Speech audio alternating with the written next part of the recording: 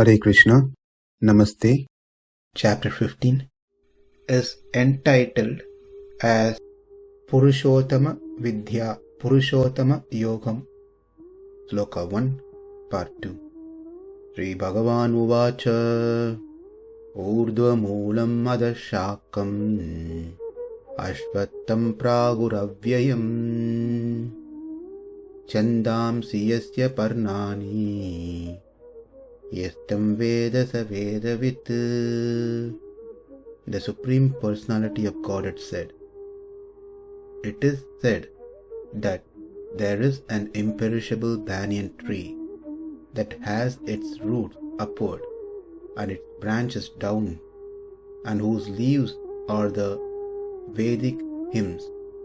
One who knows this tree is the knower of the Vedas. Aśvatthaṁ. If we split this word, svaha means tomorrow. Asvaha can thus mean not tomorrow. Stha means stay, and it becomes grammatically modified here as tha. Thus, aśvatthaṁ can be taken as that which will not exist tomorrow. The meaning of that is, if one desires to be relieved from this tree, one can cut the tree off with the axe of detachment. That's what it meant by will not exist tomorrow. So it is totally depends on the individual desire.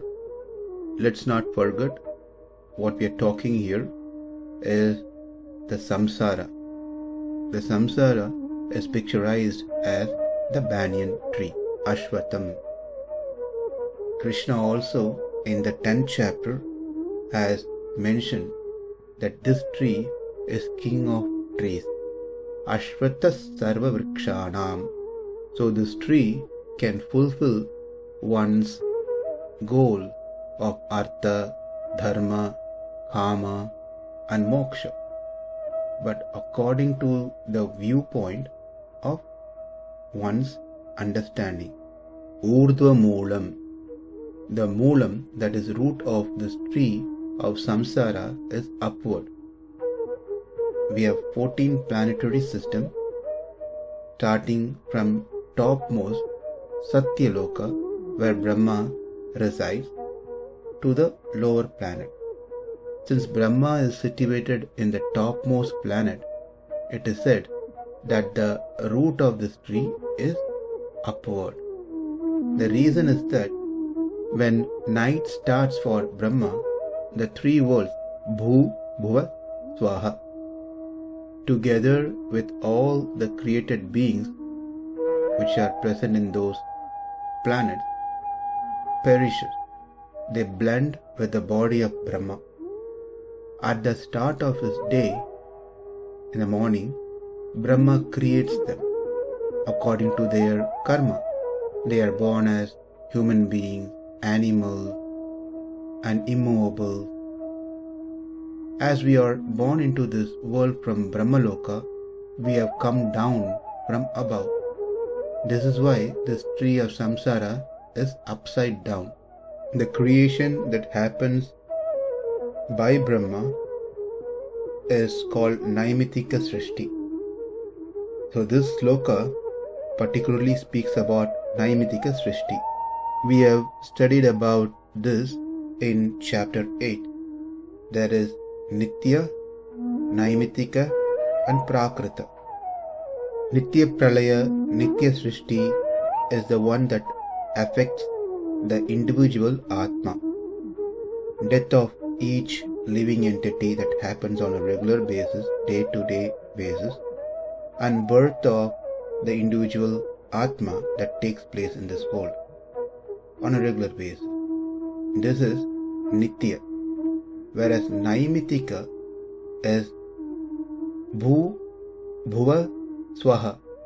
These three planets are dissolved at the end of Brahma's day, and in the morning it gets created again. So this is naimitika, which is based on some reason, some cause. This happens. Whereas the one that the Lord creates is prakrita srishti. Naimitika srishti by Brahma, and this naimitika srishti doesn't include or create mahan, ahankara, jnanendriya, karmendriya, and all those we already discussed. Those are created during the prakrita srishti by the Supreme Lord. Brahma has no access to those things or ability to create those things. Therefore, where Brahma is situated is considered as root. From there, the living entities come down. Adhaḥ-śākham. It has branches below. Those branches are whoever lives in this prithvi, in this world. Prithvi nivasi. Nara, Pashu, Mrga, Pakshi, Krimi, Kita, Patanga, Thavara. That is human, animals, birds, reptiles, insects, immovable entities. All these get created from Brahma down to this world based on each one's karma. Based on their karma, they get different bodies. ūrdhva-mūlam, adhaḥ-śākham, aśvatthaṁ, prāhur. That is said by the Vedas. Purpose of Vedas is to make the living entity understand the temporary nature of the samsara. Then the living entity get detached and attain liberation, moksha. This samsara, the tree, must be cut off, and it can only be cut off by vairagya, detachment. Once the detachment develops, with that, ruchi comes, taste towards Krishna. This samsara is also Krishna's property. We already saw that, which is his vibhuti. And Krishna is vibhutiman, who possesses this property. Therefore, it is important that we learn this vibhuti of Krishna, the samsara. The purpose of Vedas is to develop vairagya, detachment, and develop bhakti. And what Krishna is saying here is not something that Krishna invented. It is based on the Shastra.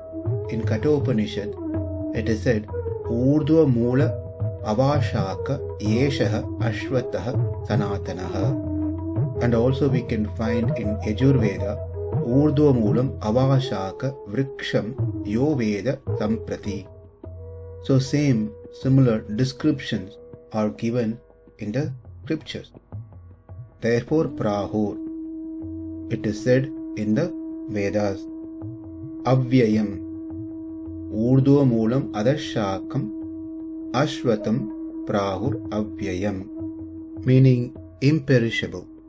Well, if it is imperishable, then how can one cut this off? Let's understand that.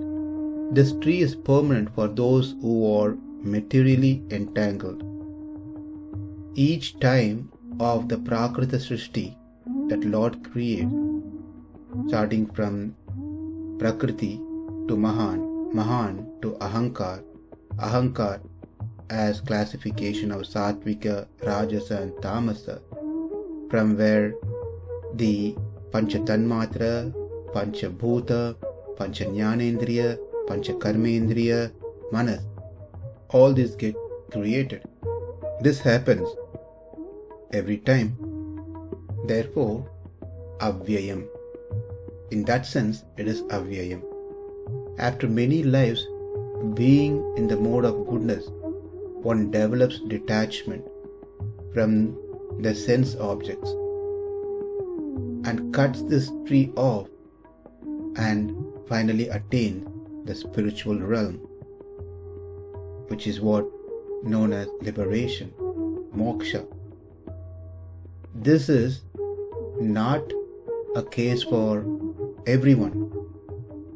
Maybe out of many thousands of people, one may attain moksha. If one cuts the tree, it is that Atma who is released. If I am performing bhakti, I will be relieved by my detachment. Through the knowledge of detachment, I cut off this tree and attains the spiritual realm. Whereas others still remain to exist. That means the tree continues to exist. Therefore, the tree is avyakta in that sense. Those remaining atmas, the individual selves, are lost in this world. They get associated with the body, one after the other, due to their desire to wanting to enjoy in this world, until they get a clear knowledge, jnana, of the samsara, the reality of the samsara, and with that knowledge they apply in practice to cut this tree off. The tree exists for them as on the individual basis, and they will continue to exist in this tree. Therefore, this tree is avyayam, imperishable. So the idea is, those who continues in this material world, for them this tree is imperishable. For those who have attained the knowledge and with detachment cuts this tree is perishable. ūrdhva-mūlam, adhaḥ-śākham, aśvatthaṁ, prāhur, avyayam, chandāṁsi, yasya, parṇāni. That is, the Vedas are the leaves of the tree. The leaves of the tree plays a major role for the growth of the tree. So we'll understand more on this and see how the leaves are compared to Vedas in our next session. Namaste. Hare Krishna.